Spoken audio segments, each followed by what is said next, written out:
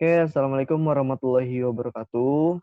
Jadi pada kesempatan kali ini kami akan melakukan bincang-bincang ataupun sharing ya mengenai terpilihnya Joe Biden dan juga wakilnya terhadap sebagai presiden dan juga wakil presiden Amerika Serikat yang baru.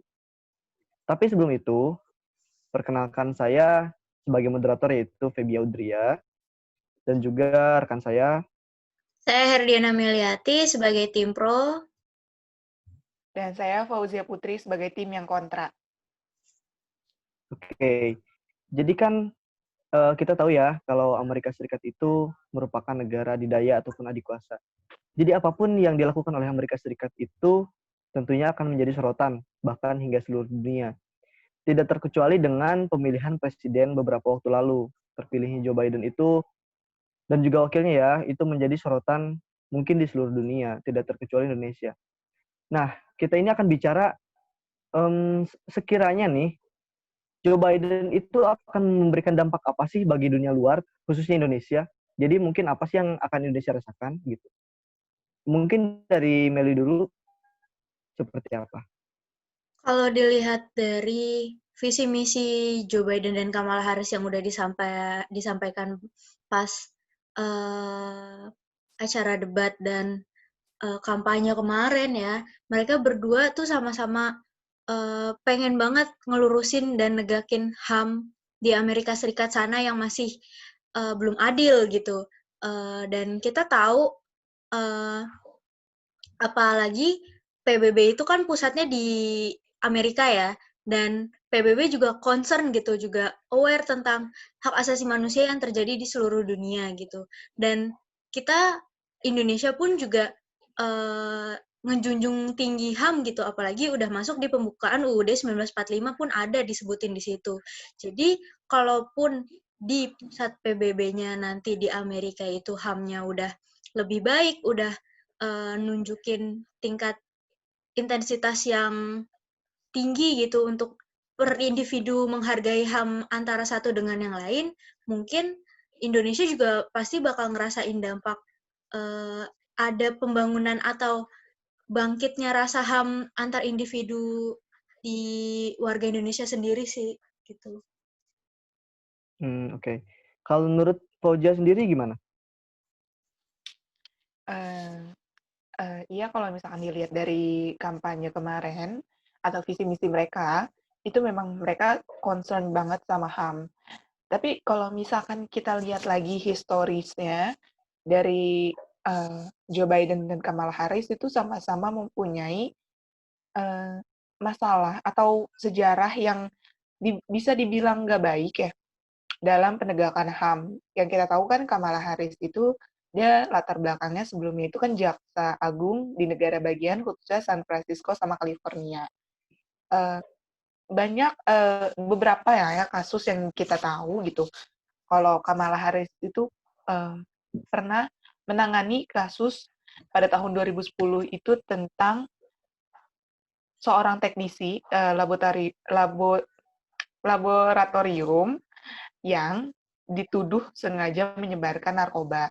Tetapi banyak pihak sektor senator yang memilih itu untuk dihukum gitu, dihukum mati. Tapi Kamala Harris dari beberapa sebelum kasusnya itu selalu menghindari sekali yang namanya hukuman mati. Jadi hanya untuk jadi dia tuh gimana ya bisa dibilang agak kurang adil gitu. Maksudnya kan untuk setelah didalami lagi kasusnya ternyata itu bisa dibilang cukup serius karena disengaja menyelundupkan narkoba di lab. Tapi Kamala Harris dengan membantah bahwa dia bisa kok diajukan banding gitu. Maksudnya kalau dilihat dari segi HAM-nya, Kamala Harris mempunyai riwayat yang bisa dibilang nggak bagus. Gimana dia mau merealisasikan visi misinya itu gitu. Gitu. Berarti bisa dibilang visi misi dengan latar belakang Kamala Harris sendiri itu tidak sejalan ya menurut Fauzia. Nah, menurut Meli sendiri mungkin gimana tuh seberapa yakin sih dengan terpilihnya Joe Biden dan juga khususnya wakilnya ya, itu yang memiliki sejarah yang cukup baik. Sementara visinya sendiri itu memiliki nilai-nilai HAM di situ. Bagaimana tuh untuk Saudara Meli? Apakah tetap yakin dengan Joe Biden dan juga Kamala Harris? Kalau dilihat dari kasus yang disampaikan sama Fauzia tadi, kita tahu ya Amerika itu legal dengan narkotika, apalagi ya familiar lah semua orang, semua tahu gitu di Amerika benar-benar legal banget sama namanya marijuana, ganja, dan lain-lain segala macam. Mungkin emang salah satu masalah narkoba tuh juga belum terlalu concern, nggak terlalu aware gitu di sana karena ya ganja dan marijuana aja di sana legal, apalagi yang lain-lainnya gitu kan. Orang pun di sana pasti masih banyak yang mandang sebelah mata tentang masalah itu, nggak kayak di Indonesia yang benar-benar narkoba tuh udah benar-benar yang dijauhin banget, yang benar-benar anti banget, bahkan sampai bisa dihukum mati langsung di Nusa Kambangan gitu. Kalau di sana kan enggak. Jadi kalau untuk masalah narkoba sih menurut saya memang di Amerika sendiri belum concern tentang hal itu gitu. Dan emang yang ditekenin sama Joe Biden sama Kamala Harris ini yang terutama disorot itu tentang rasisme di sana yang masih sering terjadi gitu. Dan Joe Biden itu merencanakan kebijakan untuk mengatasi disparitas ras dalam sistem peradilan, kebijakan publik, dan penggunaan fasilitas publik. Itu Joe Biden sama Kamala Harris bakal memperbaiki sistem itu gitu, dan mereka pun juga bakal menunjang hak asasi manusia pribadi seseorang, kayak di Amerika sana setiap perempuan berhak untuk aborsi bayi mereka kalau mereka benar-benar nggak mau hamil atau gimana segala lainnya hal. Mungkin kalau itu kan karena pandangan mereka ideologinya liberal ya.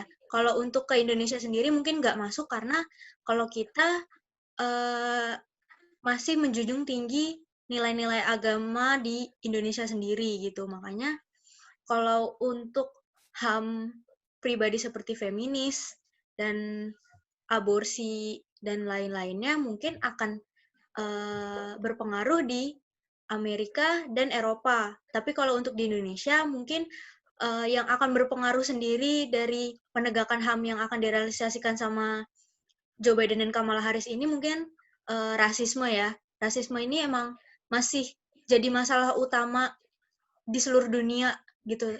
Hal paling krusial tentang HAM di seluruh dunia gitu. Oke. Intinya tuh untuk Saudara Meli ini cukup yakin ya dengan Joe Biden dan juga Kamala Harris yang akan dijalankan ke depannya.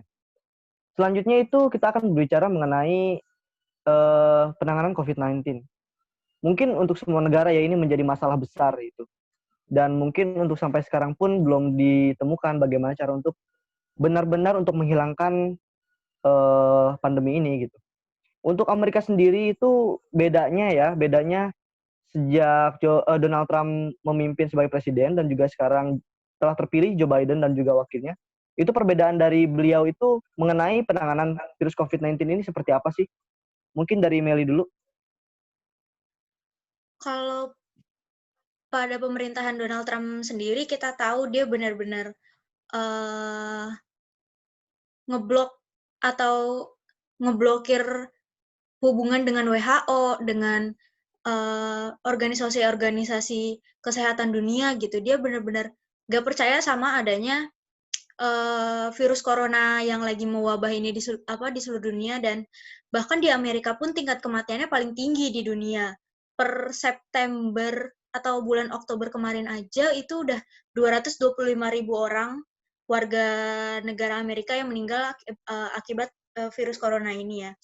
Dan Presiden Donald Trump juga nganggep enteng hal ini gitu, dan dia pun kemana-mana nggak memperhatikan protokol kesehatan segala macam gitu. Tapi kalau Joe Biden dan Kamala Harris ini, mereka pun pas berkampanye, pas ngelakuin debat, mereka benar-benar menerapkan protokol kesehatan yang dianjurkan WHO dan organisasi-organisasi kesehatan lainnya gitu. Dan Joe Biden ini juga bakal uh, membuat program pelacakan kontak nasional yang mendirikan 10 pusat pengujian di setiap negara bagian Amerika Serikat dan menyediakan pengujian virus corona gratis untuk semua warga sebagai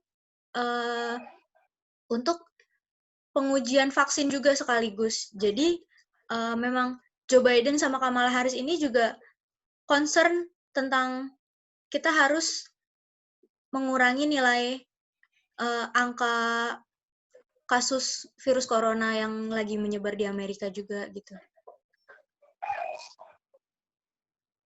Ya, jika menurut Fauzia, tentunya protokol kesehatan kan emang harus dilakukan ya. Tetapi menurut Fauzia, ini kan sebelumnya nih di sistemnya Donald Trump itu protokol kesehatan itu cukup dibebaskan. Nah, untuk di pemerintahan Joe Biden ini akan dirubah. Apakah itu cukup efektif? Kita tahu kan bahwa mengubah kebiasaan manusia itu cukup sulit. Itu seberapa yakin sih menurut? Kalau yang informasi yang saya baca ya, itu Donald Trump itu sangat amat meragukan Joe Biden kan. Kayak bagaimana langkah awal kalian menangani pandemi ini di negara yang sebesar itu dan semaju itu gitu. Sedangkan Donald Trump pun yang sudah berjabat sebelumnya karena pandemi ini nggak diprediksi sama semua negara juga kan, agak sangat meragukan Joe Biden karena Joe Biden sendiri selama menjadi wakil presiden pun dia tidak terlalu banyak memberikan apa ya kinerja atau tidak memberikan efek gitu terhadap negaranya gitu. Jadi kalau misalkan Donald Trump mempertanyakan kembali bagaimana Joe Biden bisa mengurangi atau menekan angka kasus pandemi ini, itu langkah awalnya masih dibilang apa ya, masih terlalu global caranya. Belum spesifikasi banget dan untuk ngelihat perubahannya setiap harinya aja kan pasti bertambah. Jadi itu yang ngebuat beberapa masyarakat yang masih meragukan Joe Biden sama Kamala Harris untuk menangani kasus ini, yang pandemi ini. Gitu. Baik. Jadi mungkin Joe Biden ini memang memiliki visi misi mengenai bagaimana cara menyelesaikan ini. Cuman untuk kedepannya kita belum mengetahui ya seperti apa efektivitasnya dan juga seperti apa caranya. Tapi ya kita berdoa saja semoga pandemi ini cepat berakhir. Tetapi sebelum itu akibat COVID-19 ini perekonomian dunia itu kita tahu cukup menurun drastis karena memang semua kebiasaan itu berubah dan juga apa yang kita lakukan itu serba sulit dan juga mungkin efek buat Indonesia pun cukup besar. Ditambah lagi pemilihan Amerika Serikat ini cukup berefek ya terhadap dunia luar dan juga Indonesia. Nah, menurut kalian nih, mungkin efek dalam hal ekonomi sebelum Joe Biden memimpin dan juga setelah Joe Biden memimpin, sekiranya apa sih yang akan dirasakan oleh Indonesia dalam hal ekonomi? Mungkin dari Meli dulu. Kalau dilihat dari hubungan Presiden Jokowi sama Presiden Joe Biden nanti sendiri, itu saya lihat sih mereka berdua punya hubungan ikatan yang baik ya. Jadi saya rasa Indonesia dengan Amerika juga pasti bakal punya hubungan kerjasama yang baik gitu. Dan kita tahu di zaman Obama juga sebelumnya, Indonesia seperti negara saudara sendiri dengan Amerika gitu. Jadi nggak ada canggung atau rasa apa ya? Tidak ada keraguan antara Amerika ke Indonesia maupun sebaliknya gitu. Jadi saya rasa kalau dalam pembangunan, apalagi dalam bidang ekonomi ya, dan konteksnya juga Indonesia masih sebagai negara berkembang, saya yakin Amerika juga mau gitu membantu kita buat melakukan big step ataupun small step buat membangun negara Indonesia buat lebih maju lagi, lebih baik lagi. Gitu.